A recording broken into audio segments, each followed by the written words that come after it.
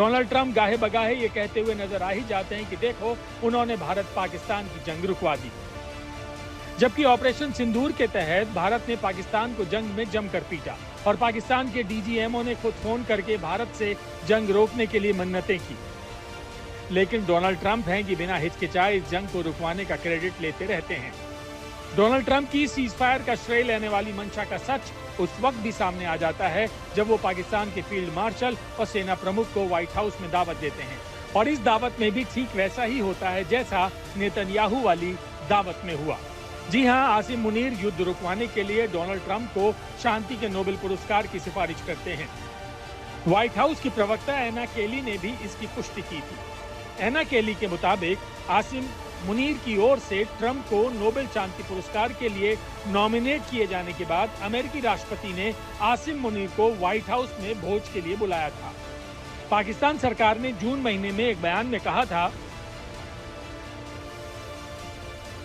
कि क्षेत्रीय अशांति के इस दौर में राष्ट्रपति ट्रंप ने इस्लामाबाद और नई दिल्ली दोनों के साथ मजबूत कूटनीतिक जुड़ाव के जरिए शानदार रणनीतिक दूरदर्शिता और शानदार स्टेट्समैनशिप का प्रदर्शन किया। अमेरिकी राष्ट्रपति ने दोनों परमाणु संपन्न देशों के बीच व्यापक संघर्ष को टालने में मदद की, जिसके क्षेत्र और उससे परे लाखों लोगों के लिए विनाशकारी परिणाम हो सकते थे।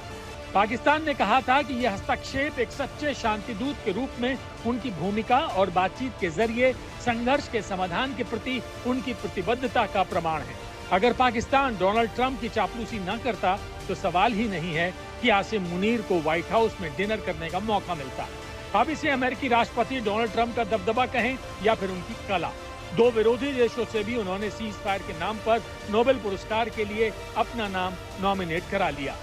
बड़ी बात यह है कि इन दो देशों के बीच औपचारिक कूटनीतिक संबंध भी नहीं है, लेकिन अमेरिका के राष्ट्रपति डोनाल्ड ट्रंप से जुड़े एक मुद्दे पर ये दोनों ही देश एकमत हैं।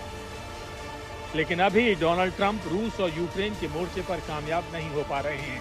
वो बार बार जेलेंस्की और पुतिन के बीच किसी तरह से बात करवाने का ढोल तो पीटते हैं, लेकिन ना तो जेलेंस्की उनकी सुन रहे हैं और ना ही पुतिन उनकी बात मान रहे हैं।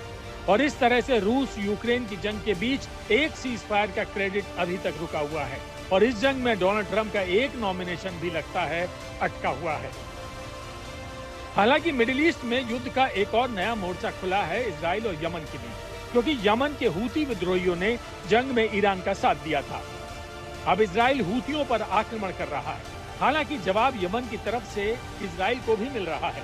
अब सवाल ये है कि क्या इजराइल और यमन के बीच जंग और भड़केगी